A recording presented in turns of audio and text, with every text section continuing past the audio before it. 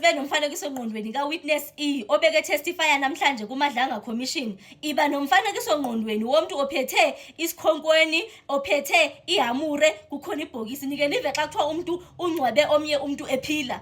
Hayi, wenze njalo uWitness E esenza pha kumacingwana. Hayi mamelani kwenzekani. uWitness E ufike wazazisa bungibani. Yena uyi-undercover pespoiseni, but ke njoba nditshilo naku previous post yami akaloko laqela lo Brown Mkhotsi. Yena eyakhe into noko iyaphatheka, iphatheka ngesandla because even i-benefits wena Paul Medinani hayi uregistered, yena fully registered, i-undercover kwisite la ngaka-crime intelligence. Mamelani kubani uzoba nomfanekiso ngqondweni walomuntu lona. Lo muntu ngulo ofika emajideni. Xa ke fika emajideni ahluphekile, ufike ahlupheke naye. Xa ke fika emajideni aphandayo, ufika azenze naye umuntu ozophanda. Useshana ne-information ngohlobo olunjalo. Ufikile KZN, xa ke fika KZN, engowase KZN ke phofu. Ufike KZN kwi-gangsters ezithile ze about 25. I think bona bebedila ngomcimbi wakwenza ne-heist nani because ungumuntu wama-project. Unikwezi project ithwe ngoku focusa kule project, ngoku focusa kule project. So kukhona iproject wayebhizi ngayo enokwenza nomcimbi wama-heist nani. So kunegenge ezithile. Hayi xa ke lapho afikelwe yi-information because naye ungomnye wophathi wala majida lona because bacingela into yoba hayi naye siphanda sonke nalo mjida. So xa ngumjida niphanda naye nonke, hayi nizazithethela freely mos. Hayi bafika amajida babeka into apho bayi man. Kunesipana apha esisinikiwe, sisipanesi kumele into yoba sicitshe uSindiswa Magaqa. Hayibo, uyiva lento phako July yena xa ke siva lento lena. Phofu yena unguphi ngumuntu wasesiphoyiseni. Hayazeve noba kukhona i-seniors apha esipoliseni ezizathi zincede abantu aba even if kungashuba ngathini. So in a way banayo already protection, bazaba protected xa begqiba kushaya esisipani sabo esokubulala uSindiswa Magaqa. uSindiswa Magaqa ke ngomnyombe ke vocally kakhulu ezintweni zasesipoliseni ezasesipolitikeni kwicala le-ANC. Kulento yabo bayabulalana mos xa basusana endleleni ngokubulalana.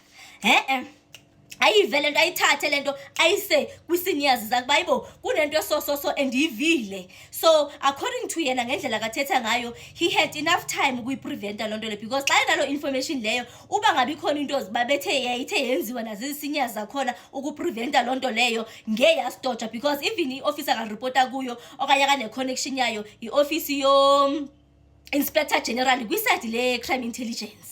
So ayise lonto athini but kungenziwa nto kuphako July because uSindiswa Magaqa waze wabulawa ngoSeptember. So because uyive le information he could have been saved. Ukufa kwakhe could have been prevented.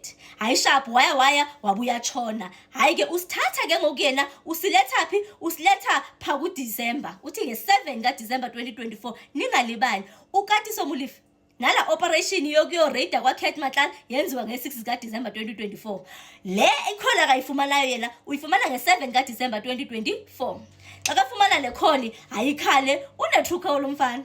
Witness E phendula ifoni. Xa iphendula ifoni hayi azazisa umuntu ba ngabe uyazimbuza into yoba ngabe uyazazi uthetha nabani. Athomye hayi angiyazi ncam but i-true caller yakhe iyamxelela into yoba yindlu kaMchunu. Aya azazise athi uyikhomanda yakhe, ndikhomanda yakho Minister Senzo Mchunu. Okay hayi uthi futhi abe nama mixed emotions nyana because excited on the other hand because ufonelwa yiminister. Bakhona vele abantu abangaba excited xa bengabona nje kuthiwa bafonelwa ngupresident but ke niyeko feza I would not even be impressed but ke bakhona abantu abangaba excited xa befumana i-calls zabantu abafana nabo. Hayi ke mamelani xa kasifika ayitsho i-call athi hayi mandiva kuthiwa uyindoda ene-information malungana ne-cases zokubulawa kwabantu ii-councillors zase-KZN but i-focus yakhe more ibe kwi-case kaSindiswa Magaqa. Sekatshonile uSindiswa Magaqa ningalibali.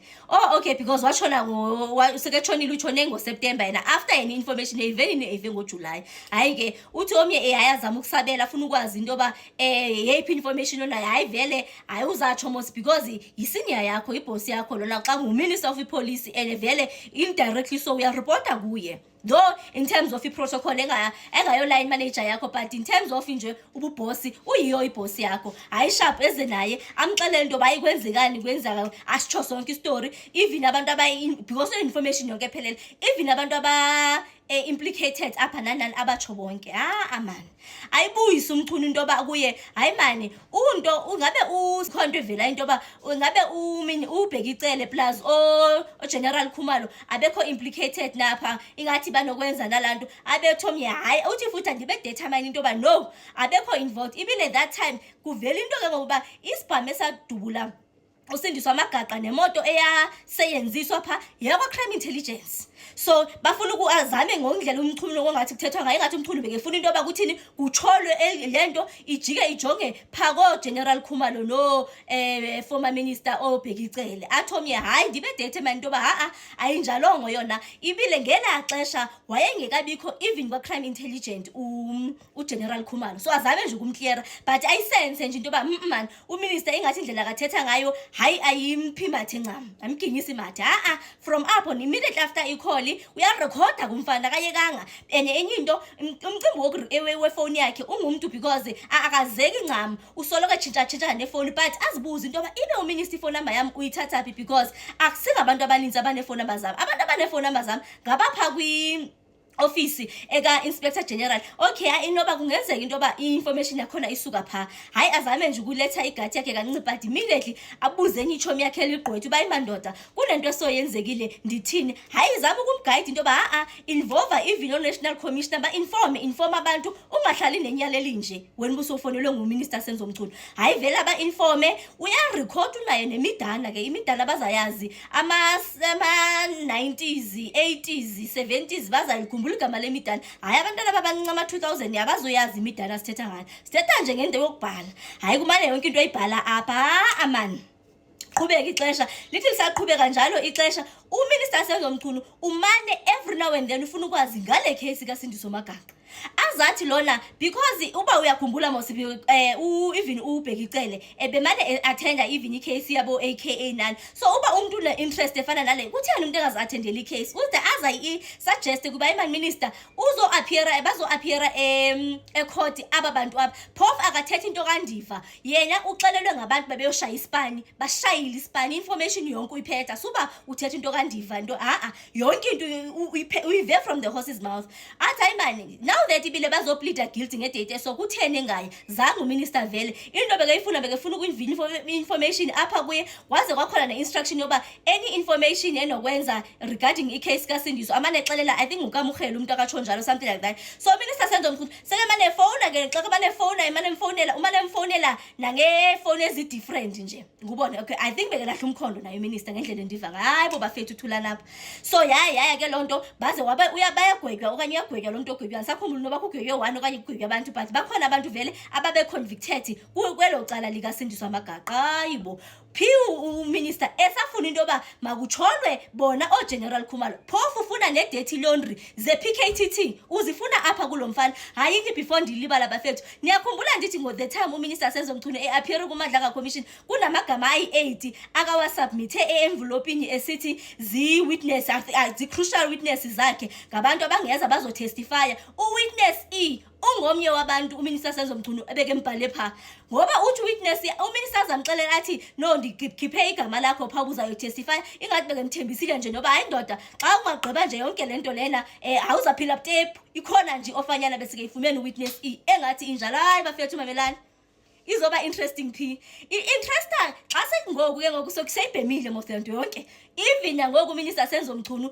ezo appear kuMadlanga Commission funa statement ku witness uze uyamdirector into yoba abhale ntoni abhale hayini bafethu witness umrecordile uminister Senzo Mchunu emfunela ama favors lana efuna into yoba amenzele i-favors yena nguminister Senzo Mchunu bafethu inyinto uthi excited ungufeza ufuna udwabe ixesha libe likubetha hayini mina even nange-11 kaDisemba 2025 ngokuseyimadlanga seyikhona uminister Senzo Mchunu ebesapesterana no-witness ufuna into yoba athini maka-create istory akazathi asithethe in his favor Uwitness E urigode uminister Senzo Mchunu kuyo yonke lonto leyo bekezama ukuyenza. Uze wathi ke because ezinye izinto ungumuntu obana tshintsha nefoni, hayi in terms of i-service provider, I'm thinking your Vodacom, your MTN, nayiphi i-service provider ayisebenzisayo, uba ngaba ikhona information efunwayo, hayi commissioners zingahamba nje ziyoyifuna, kuzavela into beke mfonela. Phofu njengoba besike mane tshintsha nefoni kuminister Senzo, khona nomnye okuthiwa nguLindo Mthembu bekesebenzisa ifoni yakhe. Hey, I am a seasoned undercover operative. I can say for 19 years, but in the SAPS for 14 years. I started my career in the SNDF, whereby I joined the SA Army Intelligence in the year 2007. In the year 2012, I then left the Army and I joined the SAPS in the year 2012. Since then, I joined the SAPS Crime Intelligence. Up until now, I'm still a member of Crime Intelligence. Thank you. He was trying to recruit me to testify in a manner that is favorable to him. And when I talk about the calls that are skyrocketing, it's because every time there's when there's a commission and then there's a witness that is testifying, sometimes he will call me maybe during tea time and say, hey, Wendot, we are together. And then if I say, yes, I'm watching, he said, okay, Bugala, so he used to do that almost every day when there's a witness that is testifying with the matters that relates to cases, and he used to call me and make those comments. So that is why I talk about skyrocketing.